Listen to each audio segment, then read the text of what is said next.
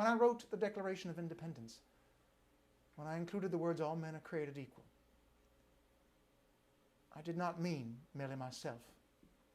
We voted on those words on July 4th of 1776 as the reason for our revolution and the basis for what it means to be an American, what it means to be America. When I wrote all men, I meant all of mankind, all human beings, not just males who look like me. But I knew that we hadn't yet gotten to the point at which we treated everybody equally. I knew that it was going to take a long time before America got there. I believe that the earth belongs to the living. So when I wrote all men are created equal, I didn't mean just the people who lived at the same time that I lived. I meant everybody. I meant you.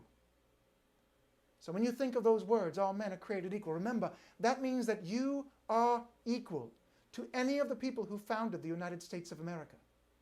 And that means that you have the ability and the responsibility to act like you are founders of the United States. Do what we did. Change those things that you think need to be changed. Don't let anybody tell you that you are not patriotic because you want to change the country that you love. You tell them that you are founders as well, just like Thomas Jefferson.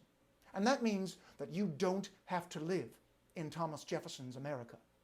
This is your country. You belong here. Act like it. Make it your own.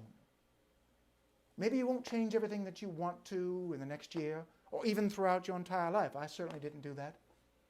But if you keep trying, eventually you might change the entire country.